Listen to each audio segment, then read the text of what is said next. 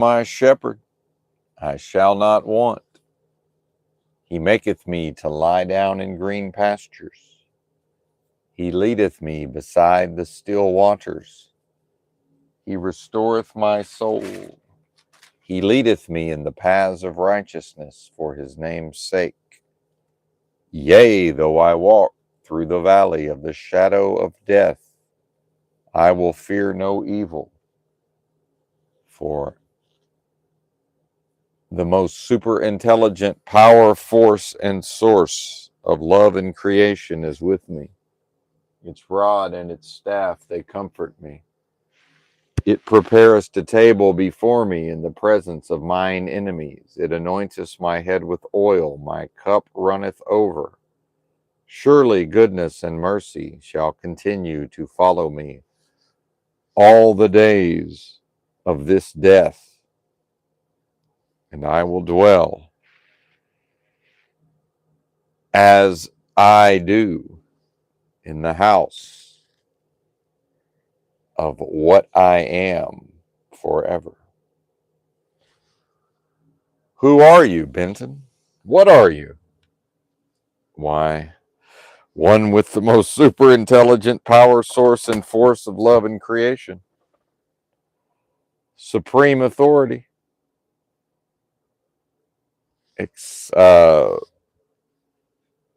In the context of vacuous, delusory, adversarial realm of business transaction, born into delusion when such a birth is not even possible. Hence the need for the delusion. Right? To call it life is a delusion, or just really an outright lie, I suppose. But it's the holiday, Thanksgiving.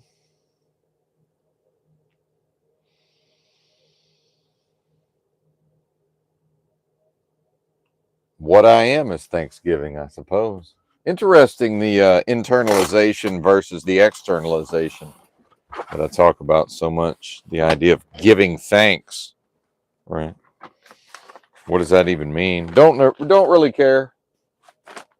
Not that concerned. Seems like yet another attempt, or the realm requiring the being to craft a graven image to uphold before Moloch, and Moloch's machine of industrial and post-industrial society. How's that working out, Americans? Are you thankful for that? Are you thankful for the government? Are you thankful for the corporations? Are you thankful for America? Is that something worthy of gratitude? What is gratitude? I don't know. Too exhausted to look it up. Too exhausted to continue on much further down the roads of those various discourses. Plumb give out, as my people would say. Ah, man. Doing a little stretching on my shoulder here. I'm at the customer. One of, I can't really say our, but this trucking company's dedicated customer. And the sloganeering of being constantly reminded by dispatch and the owner of the company that apparently there's amenities here for truck drivers, showers, and a gym. Now, what's generally called a gym, who knows? I guess the amenities are for the people that work here as well. Um, Pretty sure they don't have laundry, but maybe they do. It would be interesting if they had laundry and nobody bothered to tell me, and I just never wandered in there. Don't really know where it is. Don't know where to go. Is it open 24 hours a day? Right. Common sense, so-called common sense. Well, it's common sense. I don't know. Is it? The job of a long-haul trucker is a 24-hour-a-day, 7 days a week job. And in fact, they very nearly had me working 24 hours a day, other than brief breaks to sleep. I can't even say rest. There's been no rest. There's certainly been no rest. And of course, people who live in houses and apartments and more or less sleep in the same bed every night, and good for them, good on them. But even the ones that have driven trucks before, as the owner of this company claims, and it'll be at some point in the near future, I'll be reminding him that no, you used to be a truck driver, you no longer are, and most likely never will be again. Things would have to go very, very wrong in his life for him to be driving a truck. Bear with the noise. We're packing up the sleeping gear to stow it back in the cabinet here. They can't conceptualize the levels of fatigue that old Benton is contending with. Yesterday was quite interesting from the perspective of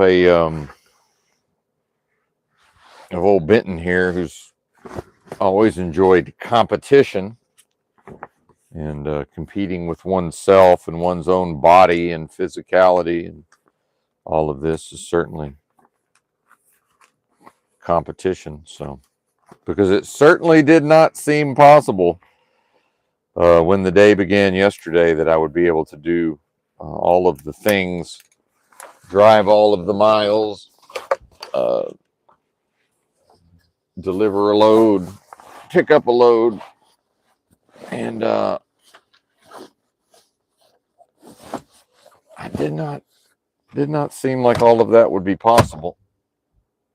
And I began to fantasize at a certain point about and this may have happened. I can't say that. Thankfully, none of the way stations were open, because it got to where every way station I came across, I began to fantasize about pulling in and just asking them to put me out of service so that I could rest for at least 10 hours. And Benton here certainly has enough I don't give a fuck to do such a thing. And I mean, it would be right and proper. But not only and none of them were open anyway, predictably. I did see a few people getting pulled over and maybe getting tickets, but some of these popo, they really enjoy pulling people over around the holidays for whatever reason. But yeah, I can detect the fatigue and exhaustion just in my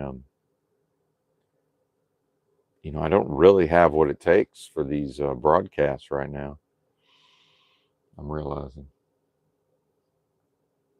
And I don't know I don't know that the performance will be better for it. It's just not Kobe or Jordan with the flu here, scoring even more points than normal. Oh, look, dark chocolate. Don't mind if I do. It's bullshit, of course. It's from Walmart. Not that that's the reason why it's bullshit, but this Lindt Excellence 100% cocoa unsweetened chocolate. Now, Whole Foods actually has what's most likely proper chocolate for somehow a lower price. But this is imported from Switzerland. But I believe it's cocoa butter. It's not breaking very well. I believe it's cocoa butter, cocoa powder, and Dutch alkalized cocoa powder. Yeah, processed with alkali. Not that makes it bad, but I definitely prefer the one that says ingredients cocoa beans. Yeah, chocolate. What is that? So it says ingredients chocolate, but that's undefined. Cocoa butter, cocoa powder. So anyway, Better than nothing. Beggars can't be choosers. Har har har. And that is part of this experience in a world of death and a game of lies is to be, greeted as a beggar, hat in hand, right? Greeted as a beggar, hat in hand. That's doesn't seem to be debatable. Yeah, let me brush the old teeth. I seem to do better if I brush the teeth before I eat the chocolate. And then for some reason I thought I could just buy off the shelf toothbrushes because I had ordered just some. I found some soft toothbrushes on Amazon a while back. They're quite a bit softer than the $1 a piece toothbrushes that Walmart claims are soft. And I used to just go with the firm, but I'm one of those type of self-flagellating type of fellas, but not good for the tooth enamel apparently. Good morning, good afternoon, good evening, Mr. Bulk Hungry down there in the comments. Trust that you're well, I should say. I don't know that hope is going to get us anywhere. Not that there's an us, the royal us. Well, you or I. How about that? Yes. Pronouns aren't that problematic if people will focus in and think about it. You or I. How about that? You or I. Either you or I.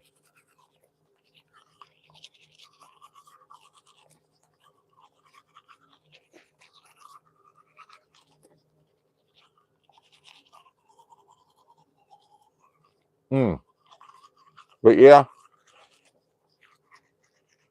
indeed, indeed.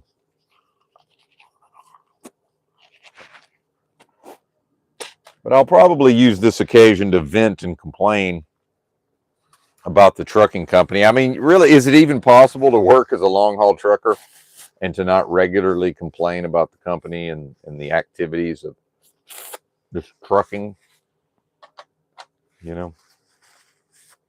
Meanwhile, the hilarious part, I would probably most likely just do my morning routine and just start fucking driving if thankfully I'm not able to this morning.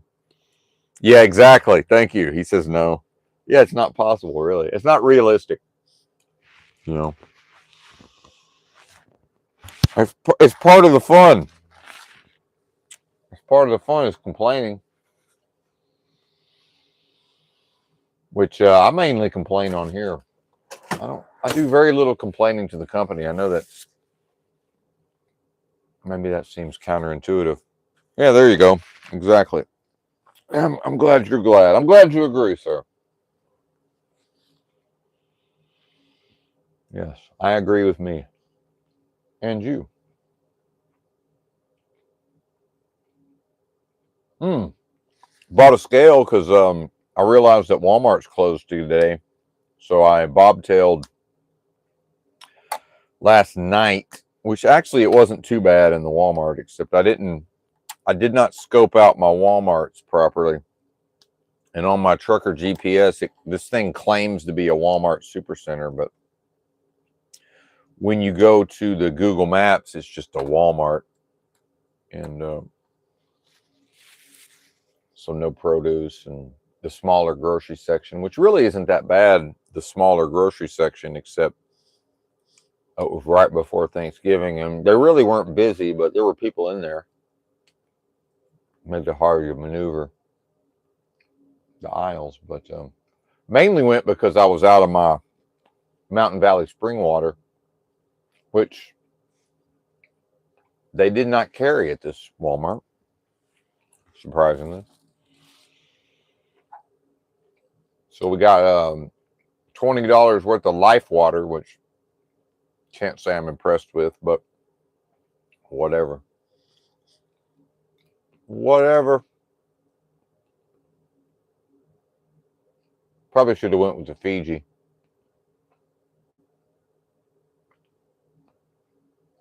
It's funny though.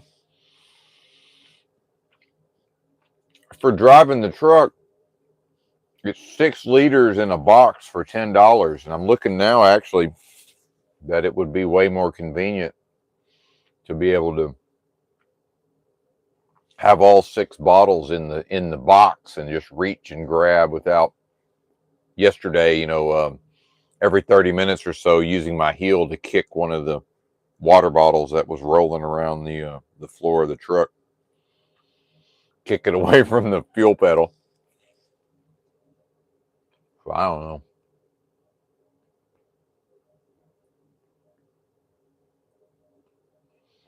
But before we start complaining about truck driving, I've gone from 0 to over $7,000 pretty quickly. So there's that. Now, not a lot of money, as we know, 7,000, but it's not nothing, right? It's not nothing.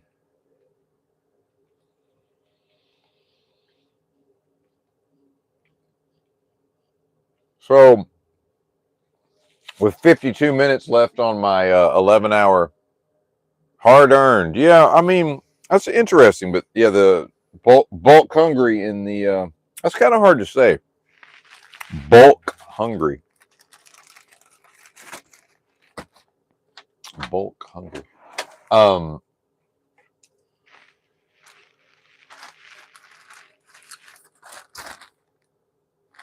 It's funny that that's a sort of an American thing, I suppose. This idea of hard earned, hard fought, hard won. I wonder how much of that comes out of Depression era or the world wars. This idea of an American industrial might winning World War II or whatever. Which I don't want to get into that, and I'm not even saying that's what. I just mean it's an idea. The American contributions to World War II and sort of, the nation, perhaps viewing itself some type of way. But yeah, now I will say in the context of the competition with myself and, what I learned a lot yesterday, I learned that I had my assumptions about fatigue. Because remember, when I was talking about fatigue, well, I don't know why I'm condescending the audience. Remember, really, I'm talking to me, but exhaustion in the context of 10 years ago or whatever, carrying 35 pounds on my back, walking 10 miles a day, and then as a baseline, and then extended sleeping outside, traveling the country as a baseline, and then pushing myself for a period of time and hitting the wall of exhaustion. What I've discovered is that's very different, or somewhat different, than the exhaustion from driving a truck. It actually crossed over at a certain point where I it's like I transcended the fatigue and just was able to truck drive and more or less felt fine about it, which was bizarre. I wonder how much of that is just the flesh surrendering to the fact that, well, it looks like he's really going to do this to us. And maybe it just stops sending the fatigue signals, at least temporarily. But then, once I thought I was done for the day, now here comes the complaining about the truck driving and the company part. Now, and my dispatcher either got fired or quit. So I hadn't really talked to the new fella too much. And now I've got him wanting me to making requests at, 5:30 at night or 6 at night, and my day started at 2 a.m. in a different time zone. It's like, well, wait a minute. I think I just told him, hey, I'm done for the day, buddy. I don't know what to tell you. I'll happily do whatever you want me to do. And really, he just wanted me to go see if some of the freight could be moved around in the truck, because of course they want to put more freight on the trailer, which I don't have a problem with. I like to be easygoing. Makes things easier. You know why? Because it makes it easier for me. It's not for them, right? And I think the key to Benton if folks think they're going to extract a bunch of labor out of me, which they are and they may continue to, is to figure out, oh, he does all of these things for himself. And you know, it doesn't necessarily make sense from our perspective. Like, why would a person behave this way? You know, because I'm sure the other drivers, especially the new ones who've never, like me, have never worked in this way, especially all this, you know, trying to pick up additional freight along the way, right? Uh, White nigger coolie style, lest we forget, right? And I don't mean black person, or if they're a black person, you know, sort of just, you know, again, begging, right? Or just picking up whatever scraps can be found along the way. Certainly, you know, it has that feeling to it, has that sensation to it. So yeah, I'm amenable to this, but why? You know, not out of fear. They can take this job and shove it anytime they want, you know. Um, but I prefer, for example, not to threaten to quit just to try to get my way. And then in the context of all of these discourses, what is it even appropriate to air quotes get my way? And then what are you talking about? Because really you're talking about the flesh's way. You know, certainly I can make a list and, you know, prepare to have this go into this negotiations and this battle with the owner of the company, right? Meanwhile, what I am can't do any of that because that's resistance. You know, that would be to resist and sort of, yeah, can I beat somebody into submission metaphorically? Sure, of course. You know, what is that? What grows out of that? Resentment. You know, yeah, okay, good. You force somebody to do something. Meanwhile, guess who's being forced to do things? Or at least forced right up into the point of refusal. And that's old Benton. It's force or be forced in delusion, right? Dog eat dog, kill or be killed. Yeah, uniquely fatiguing, unconventionally. So yeah, there you go. I like that. It's well put. Well put, sir. Well put. And yeah, there's a part of my personality, and you get into the dark triad, the Machiavellianism, and all of this. And yeah, I'm capable of doing those things and getting ugly and mean and nasty with, you know, mean, ugly, and nasty people. But why? For what? And you know, is that even appropriate? And now I'm thinking more of the you must take all beatings, right? Which I, you know, again, pick your poison. I've apparently chosen, the being has apparently chosen this particular series of beatings to take, right? Did Christ get to pick his series of beatings? I don't know. Maybe he did. Hard to say. We won't get into that just now. And some folks may or may not understand the Christ talk around here because it's difficult to psychologically divorce oneself from a man-made demonic religion, and all religion is certainly man-made and therefore demonic, and man's demonic. Let's just call it what it is. Man is demonic. I mean, full stop. Let's call it, just watch what it does and tell me it's not demonic. Watch what mankind does and then tell me it's not demonic. See, I think we already lost somebody. We already lost 20% of the audience on the recent mention of Christ. Well, meanwhile, the trucking company has desires and applies pressures. And, you know, some of that Benton cares about, but Benton also cares about his quickly dwindling bag of yerba mate here. It's like, well, wait a minute. This is hard to get. You know, Whole Foods has it. Now, it's not the brand I would prefer, but they have it. It's, you know, unlike some of the items at Whole Foods that are surprisingly affordable, like the dark chocolate, for what it is, for the quality of the product, this yerba mate is not reasonably priced. It's not a bargain. Now let's see if I can multitask.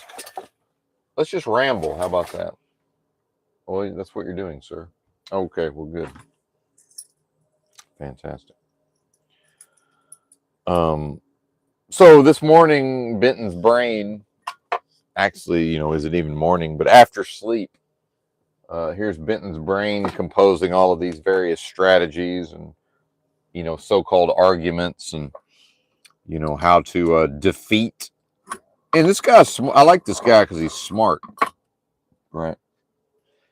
This fella is, just from my perspective, I enjoy, again, it's all about me.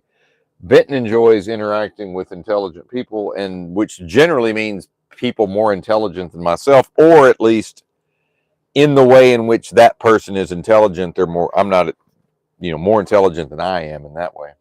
And then able to keep up with me, at least in the ways in which I'm intelligent, if that makes sense. At least the ones related to truck driving and being able to keep up with details and,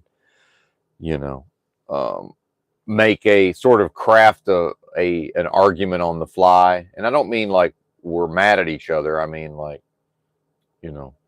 like a sword fight, right? Or a game of chess, the various strategies. So that's been interesting. Because other than that, not a big fan. I have to say, not a big fan. Other than that, but and again, anybody that's been in truck driving, so far we're however many paychecks I've gotten, we're 6 for 6 on the appropriate amount of money hitting the bank account, which is really, this biblical idea of one can serve either air quotes so-called God or money, mammon, which is really the desire for money apparently, or the so-called love of money. I mean, who doesn't love money? I mean, let's just get down to brass tacks. Doesn't everybody love money?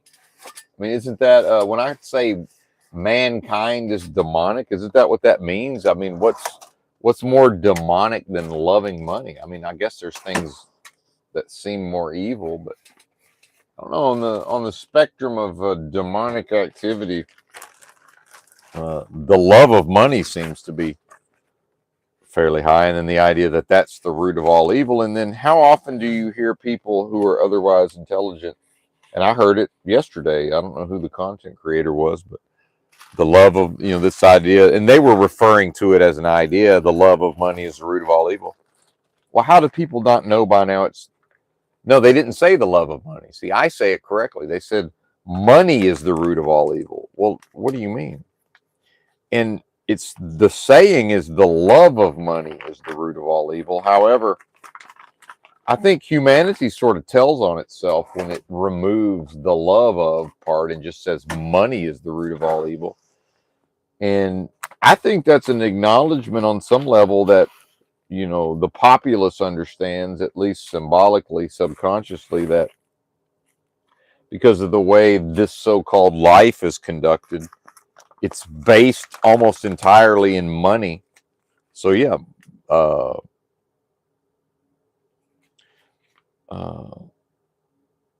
money is the root of all evil. But why is in the scripture, why did they tack on the love of money part? And if you look at the definition of mammon, it contains, it accounts for loving, being desirous of money. And this guy that running this trucking company, owning and operating this trucking company, he's certainly afflicted with that love of money, whether he knows it or not. And so now we're back to little old me, and that's spilling over onto Benton, who, again, in the context of the complaining and the stories, called this guy, I guess, day before yesterday now, and let it be known that, hey, buddy, your driver's exhausted. And then, of course, his response to that was to continue to, and why is the driver exhausted? Because having, initially when I started the job, it was because I hadn't worked and I hadn't been truck driving. So there was an adjustment period. And that was quite tiring and taxing. And So once that was like the first probably 3 weeks. And once that was over with, now we're on to I'm exhausted because I've allowed them to push me, but then again, some people respond to a firm kick in the ass, right? There are those people. And further, there's people like me who can actually join in the kicking of their own ass, right?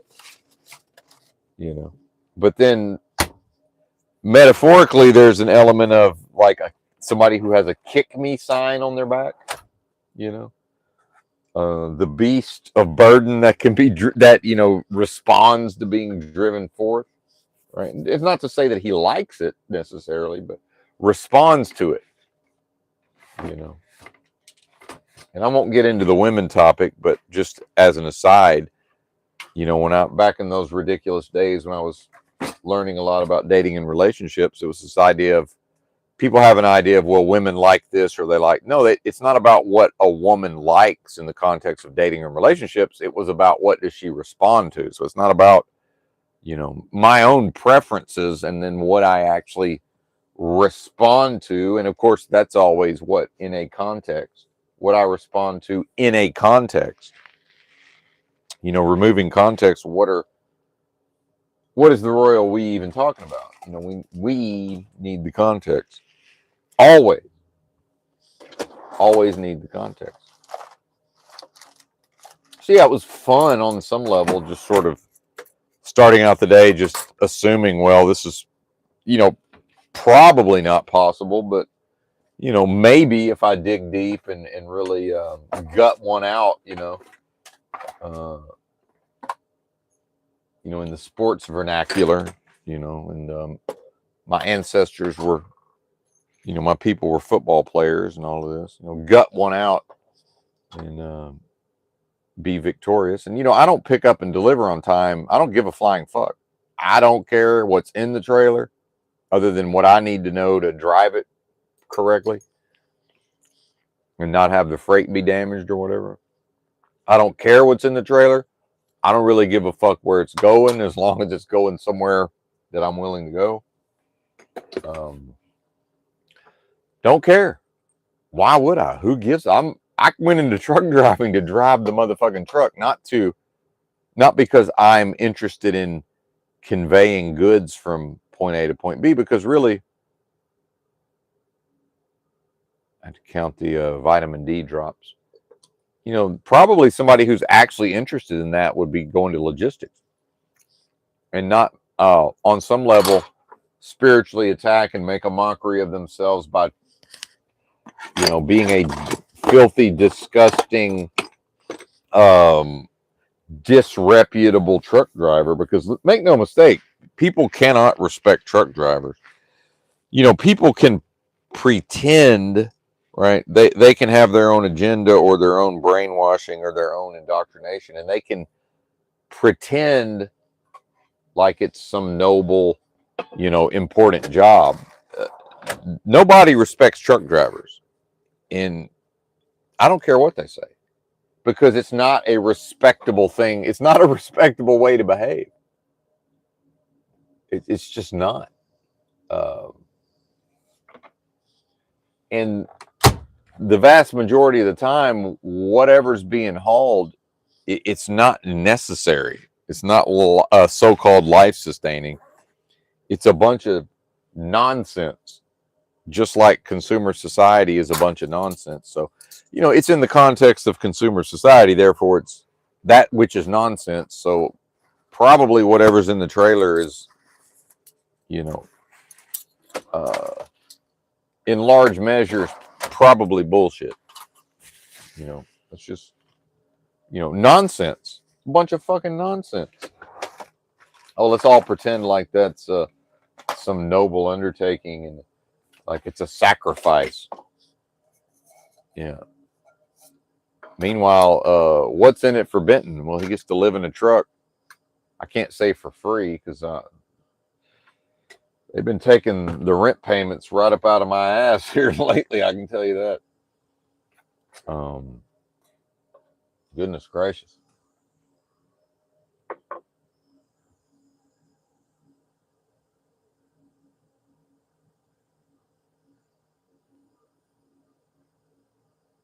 And see, that's another thing about, even if the spirit of what I am were capable of making things contentious with this owner of this trucking company, he's strategic and smart enough to know not to fuck with me when I'm sharp and mentally, when I'm clicking on all cylinders. I've showed him enough. He's seen enough to know that I can, you know, um, I got a lot of moves intellectually and, strategically and interpersonally, and don't mind, getting down and dirty and punching the motherfucker in the face verbally, right? Without insulting them necessarily, without, making it personal. Um, well, if he's strategic, he'll just avoid me when I'm at my best, but then he will then interact with me like now when I'm, my resources have been used up, right? Hilarious. And then I'll just watch it happen. It's like, yeah, that's a thing. That's happening. Of course it is. How could it not happen?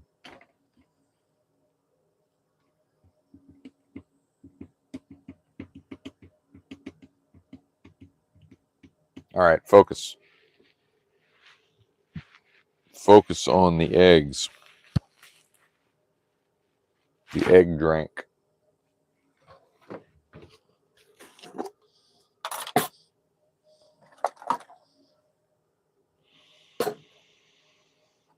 But yeah, we've yet again exceeded the federally mandated hours of service. If anybody's unclear about that, to get this work done yesterday. And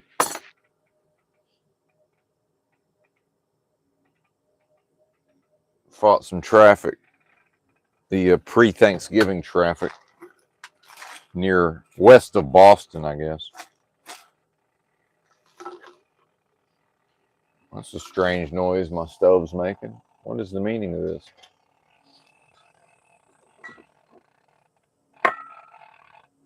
What is the meaning? Knock it off, please. I think what's going to happen is the water is going to boil before the eggs are ready. I suspect that's what's about to happen. This is a time-sensitive process.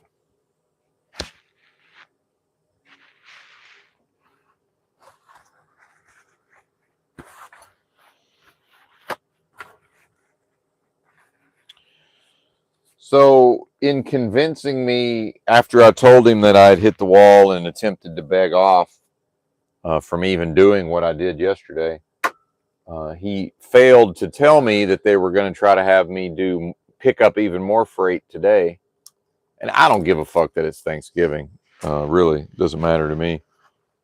Now I can lie and just be like, "Oh, I'm not doing that because it's Thanksgiving." Well, that's whatever. It's whatever. But it's like, well, then why are you working on Thanksgiving? Well, exactly. Although I don't have to drive today necessarily to get this stuff delivered, but um, he knew that they were going to try to have me make some more pickups today, and then I was already exhausted, and he can't care. See, he can't care because, and now here's where the love of money is the root of all evil comes into play, because the entirety of what is this? How are you making this noise? This doesn't even seem possible. How is a stove making this noise? Is something burning? What is this? I don't smell anything. Anyway, so we'll just, I don't know what it's doing. It's a mystery.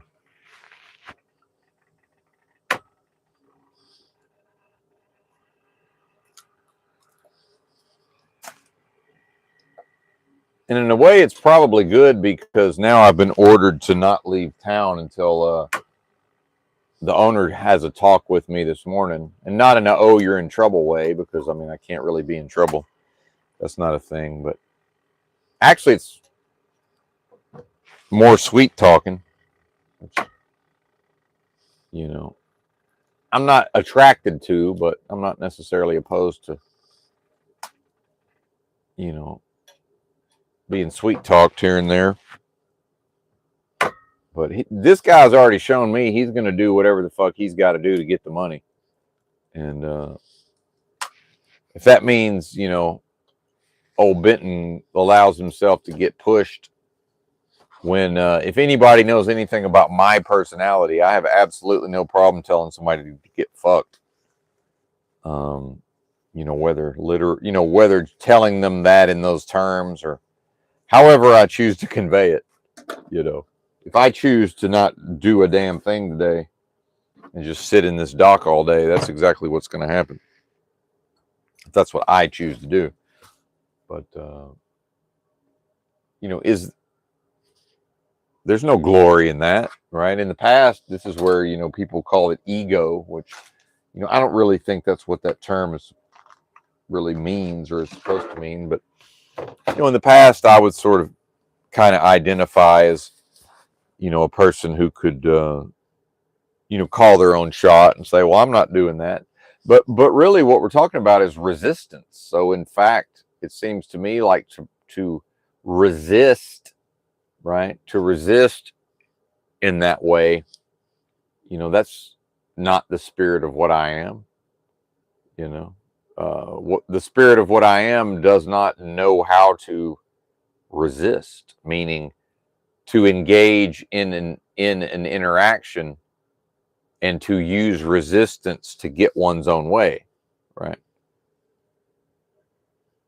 Now it knows how to just quit the job and leave the job. It knows how to do that. Or more correctly, it knows how to go do other things. And that's always an option. Now the stove has gone out. What the fuck?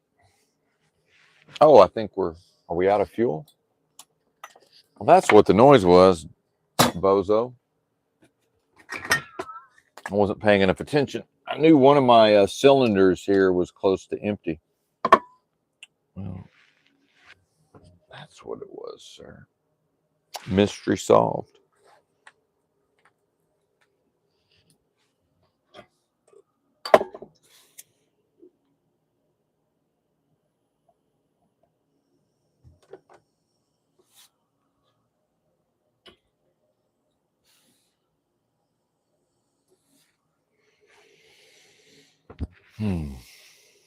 And again, back to what I was saying earlier. Oh, they just want to tell me to get some rest. That makes it worse. Other than the part where I could tell my brain wasn't really working, such as when I went to Walmart and I'm walking around going, in a stupor and realizing that, well, I can't really, other than the few basic things that I know I'm here for, like I know I need things that I'm just simply not capable of going through the thought process of figuring out where they are in this bizarrely laid out store. And do they have it at this particular Walmart in this particular area, right? And could have made a list, I suppose. When? There's been no time. There's been time for nothing. I'm almost out of clean socks. I mean, what even is this at this point? And when I say I feel like I could go back to sleep, I could lay down. I don't know that I would go to sleep. Maybe I will. Who knows?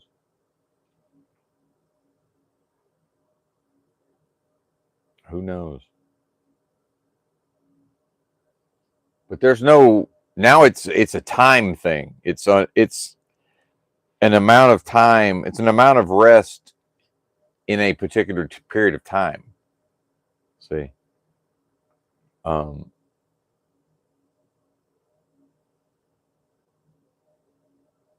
what even needs to be done to get into a state of rest? Because when I more or less passed out last night and slept 4 hours or whatever it was. Is that even rest? No, that's a truck driver whose brain understands that they might be called to drive the truck again, even though exhaustion is present, and the brain knows, hey, we have to get a certain amount of sleep.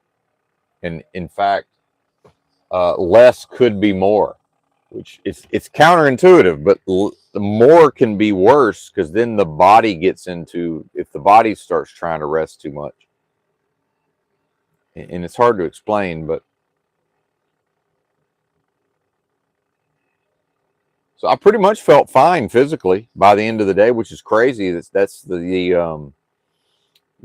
as fatigued as I started out the day, I actually had a lot of energy by the end of the day.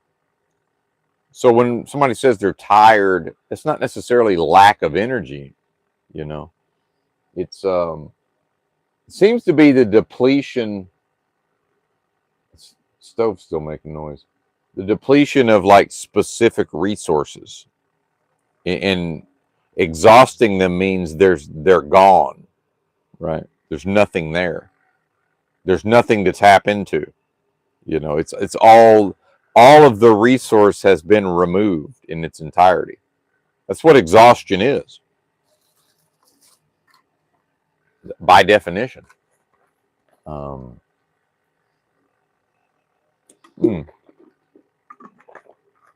But then, people don't sleep well in general. They're stressed out. I remember what it was like to work office jobs or white collar jobs, sales jobs. That's a very different tired than what I'm dealing with. So they have no frame of reference. Now the owner of the company, if he actually drove a truck, then he does, but he doesn't have any concept of doing it at my age. And I like being old. It's not about my age in that sense, but all they're going to do clearly is continue to push me. That's all they're going to do. When you have a hammer, everything looks like a nail, and they're the hammer, and I'm the one. I'm being nailed, right? So the only way it stops is go find something else to do. So what's Benton's attraction to the job? It's, this is my space. I don't own it. I can't sell it legally, but while I'm here, within delusion, while I'm in this sleeper cab, this is my tiny apartment, effectively. If we look at housing and all of this idea of affordable housing, and then I watched a video. Oh, this I wanted to talk about. I watched a video about these pods in San Francisco. It's this News for Reasonable People channel. I probably need to put this on my community or my post tab, but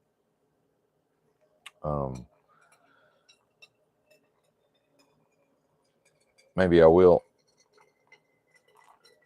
These bozos, a male and a female pair of bozos in San Francisco, started some company where they're taking not even old, they're taking buildings that are no longer needed or no longer in use because maybe they used to be like a bank or retail space or whatever, and they're turning them into living space, but it's, pods, right? This when they used to show us the predictive programming of, hey, look at what people are doing in Japan type shit. Like, here's your little here's your cubby hole. Right. And then Americans are looking at it, scratching their head in 1986 going, what the fuck is this? And it's like, well, that's some of, not you, the listener, but that's some Americans' future, right? To be able to rent one of these pods in a city like San Francisco for, I don't know, whatever they're charging, $600 a month, $700 a month, for a pod. And here's the funny part is when the woman, she takes the tour. No, I'm sorry, it wasn't News for Reasonable People. My apologies. It was Nick Johnson. Yeah, Nick Johnson. And she's taking him through the tour and of the pod. And you could tell based on the way she's laughing about it and giggling, and that she thinks it's funny on some level. You know, the idea that people would freely choose to subsist in this manner, right?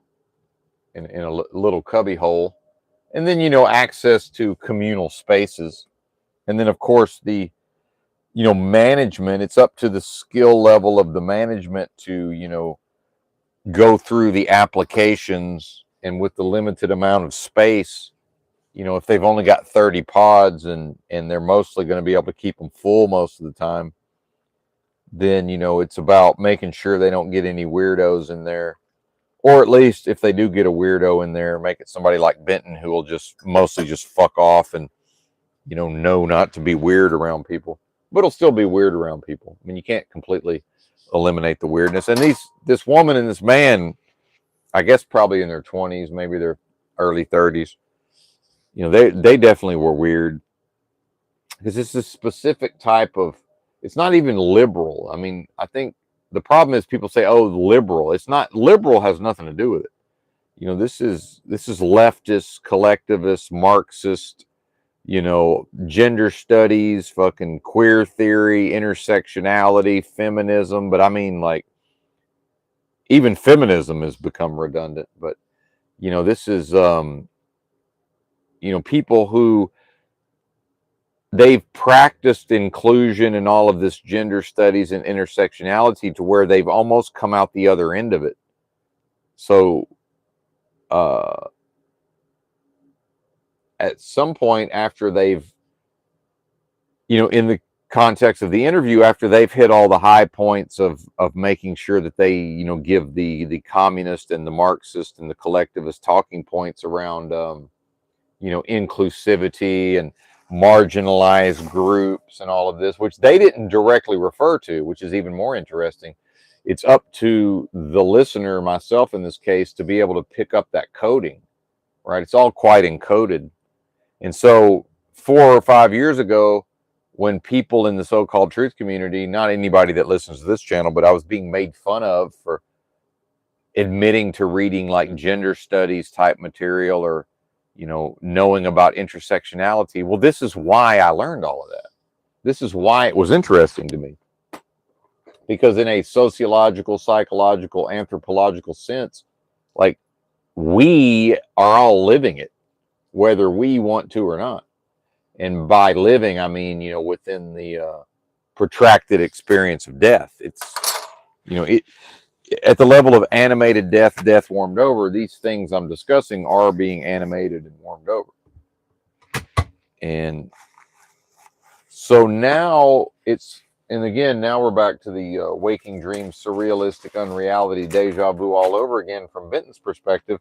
The only thing they said that could even conceivably been contextualized or construed to be insulting to any group was the guy sort of flippantly, as a throwaway, said, yeah, I'm sure you can rent a room for $600 in Arkansas. Right. And I'm like, exactly, sir. Number one, reminding me that nobody wants me on the West Coast. That nobody wants a bozo from Arkansas bebopping around. Yeah, if it's Billy Bob Thornton and, he shows up as a writer and then becomes an actor, and he, if he gives them something first, sure, they'll tolerate him, but no chance of acceptance. But it's like, what are you talking about? And really the point he was making is, many people will choose to sacrifice because they have a goal of accomplishing something in the big city. And for a time, whether that's 3 months or 6 months, they will want to take advantage of the affordability of the pod and the shared workspace and, being able to prepare their meals, basically for younger people, more or less, to be able to, use the resources they have in an intelligent way to then get to the bag. Right now, they don't say it that way because capitalism's bad. Remember, They can't honor or uphold capitalism within their own rhetoric. But, that's really what they're saying is, more or less everything's a business. We all got to make money. And for ambitious young folks who want to come, and they framed it properly in, adding, basically bringing things to San Francisco that San Francisco needs. And when you look at a city that has a history of, certain accomplishments, a lot of that's done because the people who are from there or live there have a certain view of, people are going to come here. That's the way America works. So, to do what they can to bring the people there who will, give the city what will make the city better and what the people who already are there would enjoy, right? Whether that's creatively or, restaurants or culture, just whatever that is, things that we haven't even heard of yet, new shit, whatever that is. And yeah, of course there's opportunity there. I agree. But just the how surreal it was that it's like, these are people who know they are so indoctrinated and trained not to insult any marginalized groups, but it's okay to lick off a shot and shoot stray bullets at the most historically impoverished, disadvantaged, ignorant, backwards, uneducated area of the country, which is in Arkansas and Mississippi and Louisiana, and called the Mississippi River Delta. Right? It's basically Appalachia with blacks. You ain't got there ain't no blacks in Appalachia. Now I'm sure. Oh well, no. Effectively, there's no black people as a group in Appalachia. So people, if their minds go to Appalachia as the most backwards, and you have to add violent crime, of course, crime infested, dangerous, right? Not that white people can't be dangerous, but it's basically the economics of Appalachia, the uneducated, backwards ways, but add on blacks. That's the Mississippi River Delta where I'm from, right? So it's completely fine to denigrate that area of the country. And meanwhile, he probably has no idea what Arkansas means in that context because, what have been the recent news stories? Oh, white separatist settlement in Arkansas. So that's probably what he's thinking, and that is the group. He can fire all the stray bullets. He can fire directly at that group. See, it's like, wait a minute, buddy. My home county in Arkansas voted for Kamala. I don't know what you're talking about. This is by the mid 90s. I was reading in AP stories in my state newspaper about how the county I grew up in was the most economically depressed county in the whole country. We were dead last 2 years in a row. Rand McNally's places rated in the 90s, early 90s. Highest violent crime rate in the country in the early 90s. What are you talking about? And these are all the factors that these commies cite to undermine capitalism, right? And from their perspective, capitalism creates this. Now, I'm not necessarily disinclined. I may agree, but I won't blame it on capitalism. I'll blame it on the fact that mankind is incapable of creating and operating systems that are free from corruption. Man can't do that. Man is demonic and cannot create anything but demonic systems. That will never change, folks. That's reality, and it will not change within the context of this delusion. The only and this is what I mean by there's no external meaning. This is what I mean by there's no possibility of external power. The only accessible power and meaning or potential meaning is within the individual, because that's where, within the context of time, space, location, place, within delusion, that's the space and the resources and the energy and the intelligence where the being can focus inwardly if they choose, and they can raise their own level of consciousness and transcend the limitations, move beyond the limitations of what? The demonic flesh that they were pseudo born into. Because remember, what I am can't be birthed. It can't be birthed into something. The idea of what I am going into a womb of a woman, another word for matrix, and then being birthed into this matrix, that's demonic. It is. That's demonic. Because it's in the context of delusion, right? And I already hear the gaslighting, and I can do the math around. Wow, is this it's not a bridge too far to say, well, what does he think of his own mother? It's not about what I think of my mother. It's about what was her experience because of when and where she was born, time, space, location, place, with certain characteristics and a dead flesh that had certain desires, right? The so-called desires of the flesh. Was it, again, the idea of a loving God, air quote, so-called God, creating Benton, out of this great love? Well, what was the motivator for my mother to begin to have offspring, right? What are those biological desires? I think we can all agree it's not a desire to, altruistically bring another life into the world, right? And I'm not saying that people don't ever experience that. I'm saying clearly that's not the process of what some would refer to as portaling souls to hell.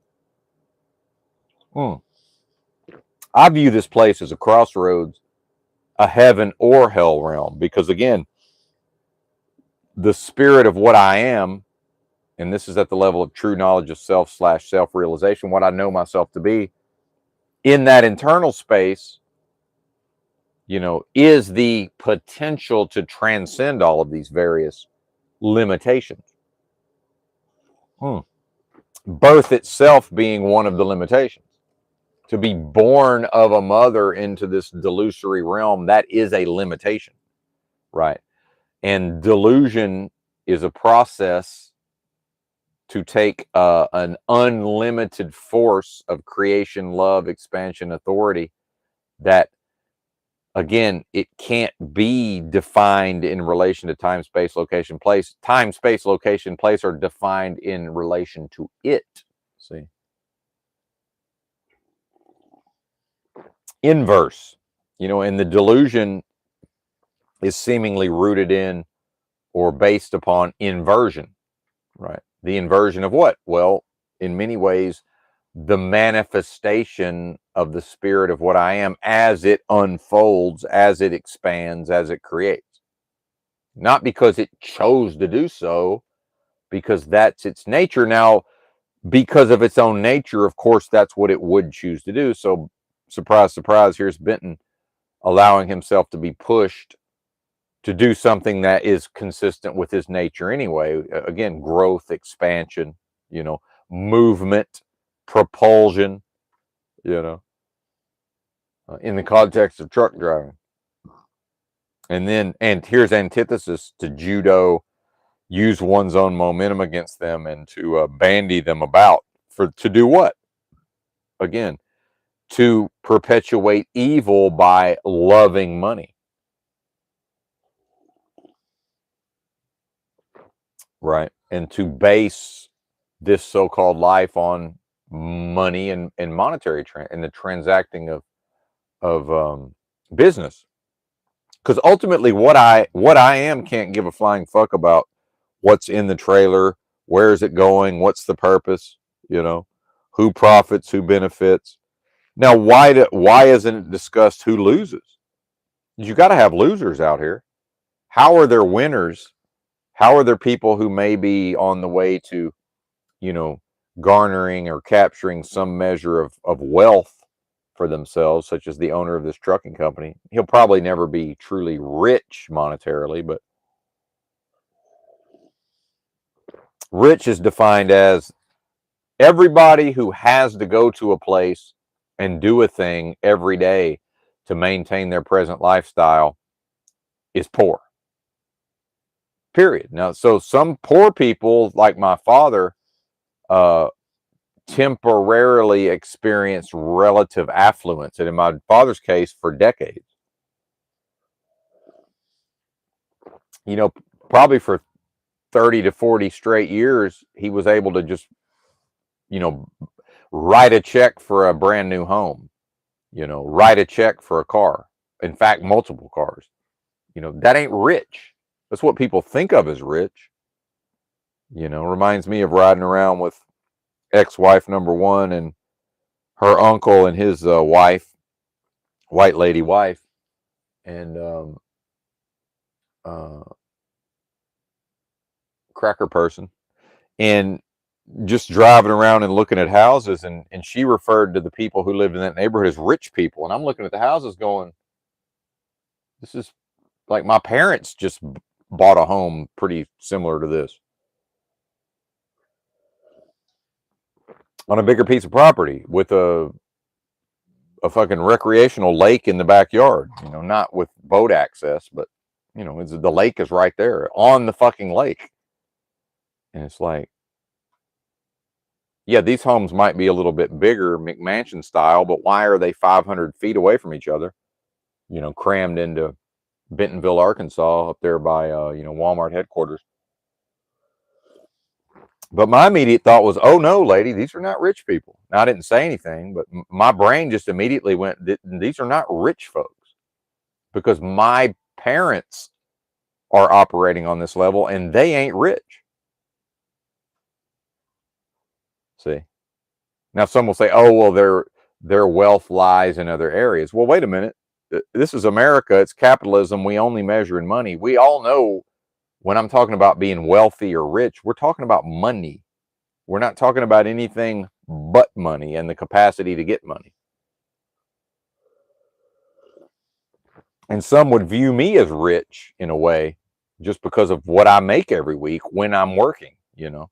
To some people that would, and they wouldn't call it that because society doesn't call that, but you know, to somebody on a very limited fixed income, if I say, yeah, I can just go to Walmart and buy whatever the fuck I want, I mean, that's kind of like being rich in a sense.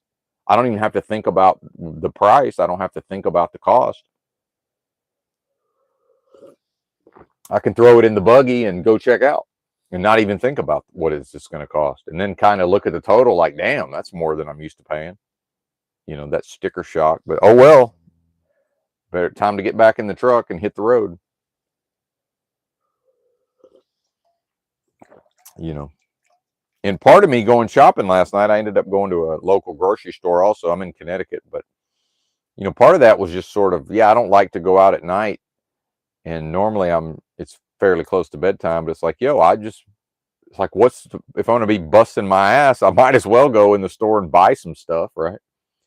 And, you know, what's more American than that? And this whole country's about that, you know. And if you listen to the economic news and you listen to these pundits, or just even now at this point, just regular old garden variety run of the mill YouTubers, and I listened to a lady in the context of truck driving in the trucking industry, and it's all based on consumption. And at a certain point, you have, you know, people uh, just saying things like, you know, it's trickles down from the top, and you know, talking about, you know, a lot, how much of the economy is the service sector, and then how much of this stuff is based on the consumption of the wealthiest people at the top of society and trickle down. But she's saying it unironically, not remembering Reaganomics and trickle down economics. And then Ross Perot's giant sucking sound of NAFTA. Like, I remember all that. I read the newspaper every day, right? Even if I didn't fully understand it at the time, which I certainly didn't, the information went into the brain back then. You know, I've been an information junkie since day one.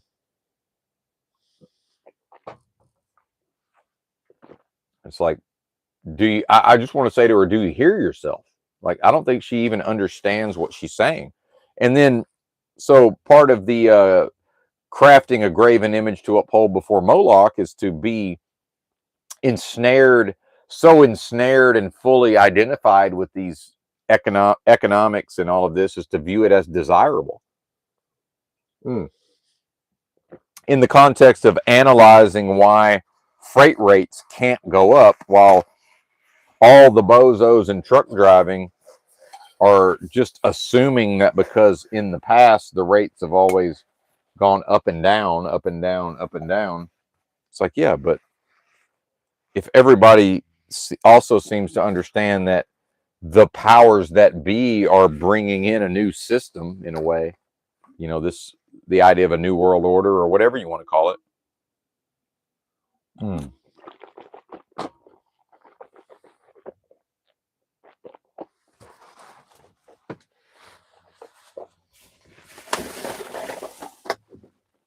But, you know, all of these various agendas, and, you know, I've lost track because I really don't give a fuck anymore, but whatever, you know, whatever the government announces, and then, you know, people say, well, that's insane and ridiculous, and then it comes to pass, like the whole you will own nothing and you will be happy. And it's at first it's so just ridiculous on its face, and meanwhile now, you know, I can't hardly go to a YouTube comment section without somebody typing that you will own nothing and you will be happy, and then I just respond and say, well, the fact that people now repeat this phrase regardless of ironically or sardonically, or if they think they're being cute, or if they think they're making a point, this functions as the dictionary definition of propaganda. And propaganda is run-of-the-mill and garden variety. If you look at MK Ultra, you look at actual mind control, you know, all of these various things, propaganda is a low-level form of that. It's just garden variety run-of-the-mill. And I've talked about this Aaron Imholt from Steel Toe Morning Show, and there's been some confusion about how has he been able to convince these Minnesotans to support his show for so long, because he does apparently earn a living from doing this show. He utilizes garden variety run-of-the-mill propaganda by definition, and it fucking works, people. You know, if you look at the dictionary definition of propaganda, it's effective. You know, it wouldn't be utilized if it didn't work. So to run around repeating "you will own," and I've said it before, you know, I'm saying it right now. I'm doing it, and so is it even possible to resist these? It's not. It's not even possible to avoid or to fix it, or to, oh well, just vote in some different people. You know, that has nothing to do with any of it. The system is going to do what it's always done, and is doing what it's always done.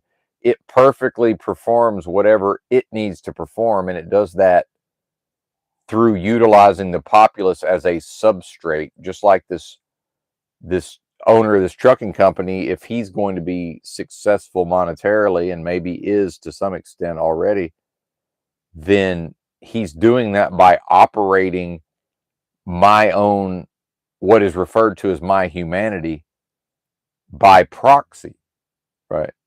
Almost by remote control through various mechanisms, including psychological mechanisms that aren't, they're not what I am. They're not even Benton. They are components of psychology that are present because Moloch's machine and the enemy, right, antithesis, or Satan, if you want to call it Satan, have designed a psychology and installed it from day one. And that in order to get through the day, the being must operate within the context of that psychology. There's no getting around it. So when people talk about separating themselves from society or removing themselves from society, you know, I skip to the end and say, well, let's do a thought experiment, and just build yourself a cabin in the woods.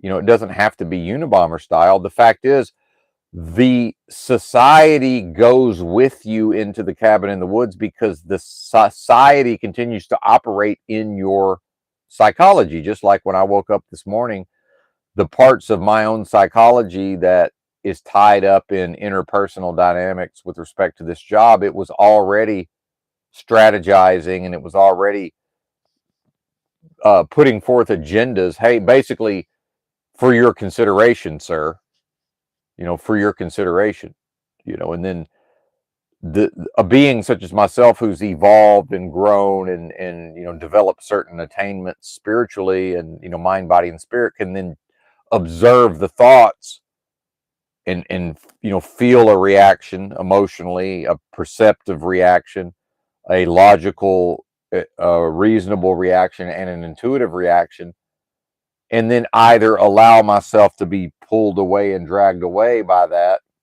or just watch it and choose how to respond to it, or do combinations of both. And most people are swept away with it, and that was the older versions of Benton, same thing. And so they're a prisoner of that psychology, and I'm not saying that Benton isn't, but to then this fantastical notion of, oh well, and it's born out of problem solving. It's a fantasy because the individual finally, there's nowhere to go within delusion to escape the reality of how onerous, nightmarish, panic inducing, anxiety inducing, stressful it is to exist in society, which has to be some version of, born out of Nazi World War II experimentation, if that was a thing. You'll never convince me that life in this so-called life in 2025 is clearly, very specifically and cunningly designed. And if you look at that psyops patch from the military, it's something about, psyops because physical wounds heal. Exactly. Like, if I have a half a brain and I'm willing to bust my ass, or in my case, a combination of both, and strategize, it's not that difficult overall to get my hands on enough Federal Reserve notes to, at least based on what I'm willing to tolerate, at the level of not really having anything, again, can I judo the you will own nothing and you will be happy? It's like, well, on some level, happiness or contentment in the short run for Benton is having enough credits in the account to go into the super center and get the products, and to go on, open the Amazon app and to order the products, and to then facilitate the body, which then facilitates the mind, right? Which can facilitate the spirit, although the spirit is never dependent on those things. Isn't that interesting? Um, you know, it's simply not. But let's face the reality, it ain't that difficult. And this is where the, oh well, we got to feed, how are we going to feed our kids rhetoric falls short. I don't know, man. If a person goes into it with a warrior mentality and just says we will not be defeated, it's all hands on deck, we're willing to do whatever we have to do to put a roof over our kids' heads, give them proper nutritious food, and give them proper clothing. Not that hard to do, folks. Can we face that reality? It's never been that hard to do. It's never going to be that hard to do. It's the psychological mechanisms in place to steal as much of those resources as possible for the enrichment of corporations, to enrich what? Who? So that, again, the function of the economy is not trickle down economics. It's not so that there will be a trucking industry to provide jobs. That's not the purpose of this. The purpose is that so rich people can be made richer every new moment into perpetuity, which is the function of the economy, and it never fails to achieve its purpose. In every moment of my life, truly wealthy people have grown slightly wealthier every single moment of my life, this so-called life. There's never a moment where that doesn't happen. Why is that? Because bloodlines serve evil to the nth degree. And the chief commander, whatever that antithesis or force, or you can call it Satan, it absolutely does what it needs to do to have a proper level of henchmen, right? Or, evildoers to run the show, to be the leaders in society, whether that's entertainment, music, you know, corporate executives, whatever that is. So a person's either born into that or they're so ambitious that they figure out the game, maintain their sanity, divorce themselves from their own, if in fact they were born, in possession of Nancy Pelosi's MS-13 spark of divinity, this little light of mine, I'm going to let it shine. And then through some fucking Bohemian Grove cremation of care, blasphemy in the Holy Spirit, right? The only so-called unforgivable sin, they then curse themselves, or from their perspective, bless themselves into a system of wealth, privilege, networks of people, right? And in order to operate within those networks of people, proper conduct. They must conduct themselves properly. See, it's not a it's not a meritocracy. It's not a defeating of the competition necessarily. It's to serve evil. To what degree is the individual willing to serve evil?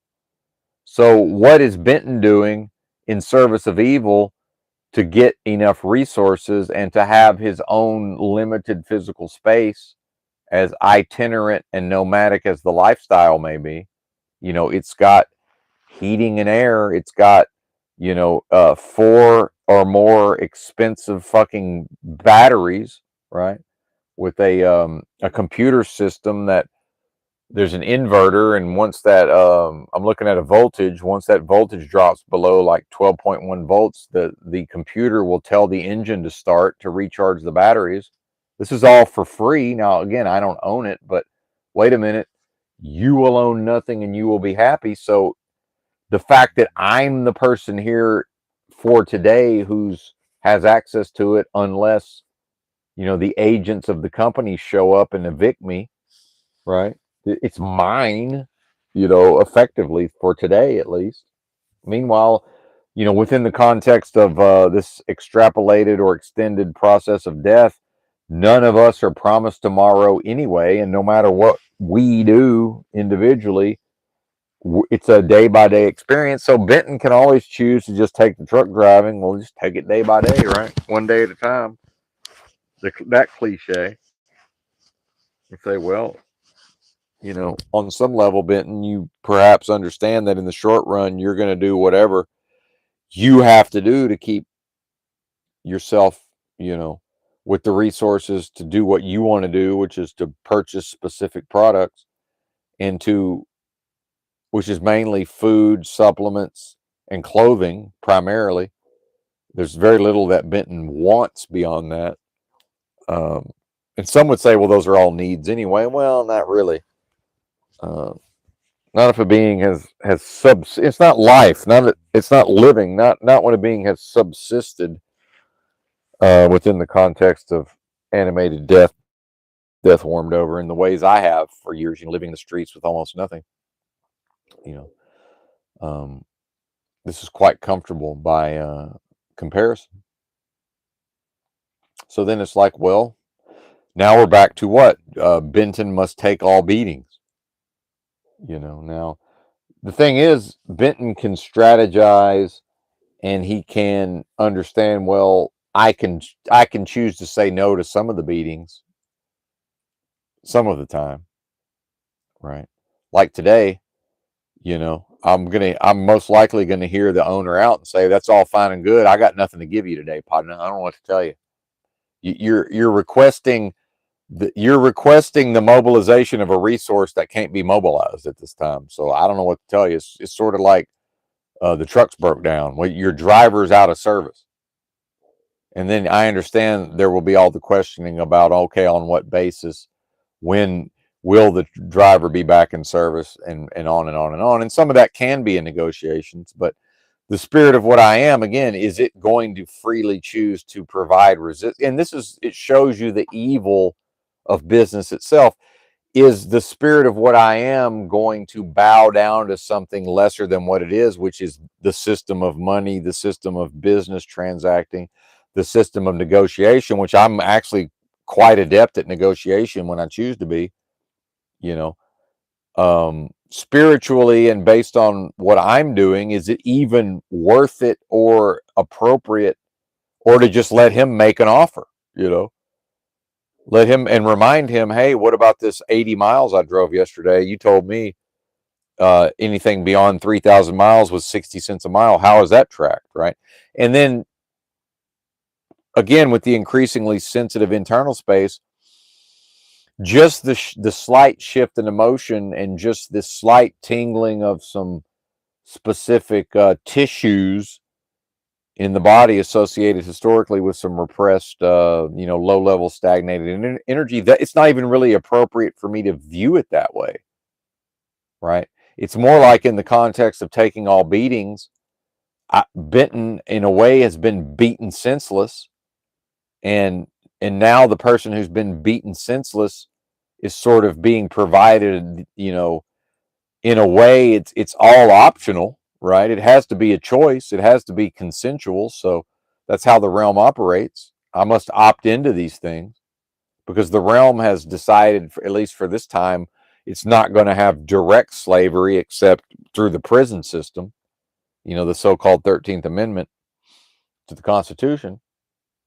In fact, we do have slavery in America. It's through the penal system, but that's not even important for the context, for the purposes of this discussion. The system has decided to go along with these psychological control mechanisms and whatever, is to have the populace believe that they're free for whatever reason, probably to induce even more satanic ritual abuse and even more psychological torture and psyops, most likely, to unlock a further, from its perspective, higher level of all of that, right? Or more desirable level of all of that, debatably. And so for Benton to work within all of that and to say, well, that's all fine and good. And, it's all, and I don't need to tell them that. It's for me to understand that, much like the Christ story, you know, uh, I don't have, and actually not like the Christ story, I guess, but I don't have to subject myself to this particular beating today. Now, if I'm almost certain that if I don't take this particular beating, they will fire me, and I'm not willing to fire myself, right? Although I am one of those cut off my own nose to spite my face motherfuckers, and I can't fear homelessness when the only reason I'm driving a truck is because I came up out of homelessness. I was birthed out of the matrix of homelessness into the matrix of truck driving, birthed into a birth. This so-called life is a series of births, you know, uh, the so-called, being born again, as if that were a thing in that sense.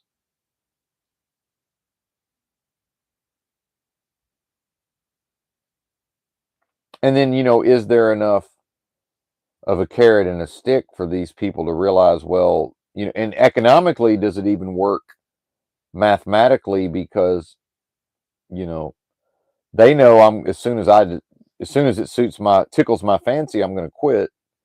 And if um, I have fucked up a couple of things where if I keep fucking up consistently enough, they might just finally be like, all right, man, enough's enough.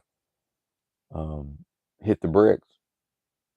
But then again, in the context of trucking, and at the moment, and it's not even white. I mean, things have gotten so bad, black people are basically white people at this point, as far as what I am as a white person, as far as status and prestige. It's pretty much the same. An American, a Southern white man from the Delta is pretty much the same as a black man from America. It's basically the same fucking thing at this point, as far as I can tell. So really, when I say white folks, I really mean white and, American black folks. Not African Americans, but, American black folks. Same fucking thing at this point, more or less. But for whatever reason, you know, as the economics and the industries transition and retool, and clearly the pandemic was part of that, was to retool and to really, shut everything down. The Rahm Emanuel Obama politician idea of never let a good Hillary, never let a good crisis go to waste. Right. So clearly the crisis of the pandemic was not wasted, and I was hauling freight in the early days of that pandemic, and it was obvious to me that these facilities were, of course, they would have already been clued in, the executives, and to understand there's, if this is going to be the time to sort of clear out the old inventory, get rid of the old processes, throw some of that old junk shelving and equipment, and, throw all that shit away. And then some of the economic stimulus and the PPP loans and the various economics and the various legalese and what the government provided, a lot of that would have been tied up in now buy new shit. So throw the old shit out. Meanwhile, how come I'm now seeing news stories about how if a business is more or less able to pay cash or cash equivalents, then they can write off 100% in year one. It's a full tax write-off for certain equipment that's considered specialized. And then, of course, lawyers and accountants have signed off on, well, that can even be a private jet in the context of certain, businesses. And then, of course, some of that is just the system will use that for its own attention-getting purposes and sort of to incite the mob in a way, or at least portions of maybe the more well-read, somewhat educated, intellectual and pseudo-intellectual, the less ambitious, right, who are at least have a brain to figure things out, but who, the more academic types, I should say, to sort of clue them in. And, this is also a way for the business people who are competing to be able to bow and scrape and yeza massa to actual rich folks. And the only reason actual rich folks are actually rich is because the bloodline they've been birthed into serves evil over time consistently to a certain standard. And as long as they continue to do that, they will live a certain life. And then even if they don't, they're still going to have access to the family trust, but not full access. But these are the so-called trust fund babies, because they can, if they can't make themselves useful enough to evil, or, this is where you get people who can just more or less party and live, in a craven, fallen, depraved, predatory way their whole life, abusing themselves, enjoying the pleasures of the flesh, and they have a stipend, right? Your Hunter Bidens of the world, these type of people. And it doesn't have to be in the context of politics. It's a person who's born into one of these families, and if they just are screw ups, or they don't have the aptitude, or if they lack something, well, it's like, okay, well, feel free to fuck off, to your own piece of property and enjoy yourself, more or less.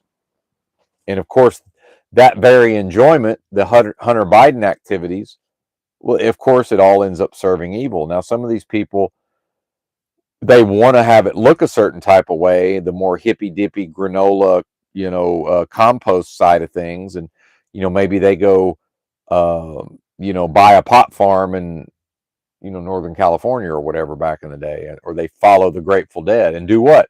abuse a bunch of drugs, engage in a bunch of depraved sexual activities, right?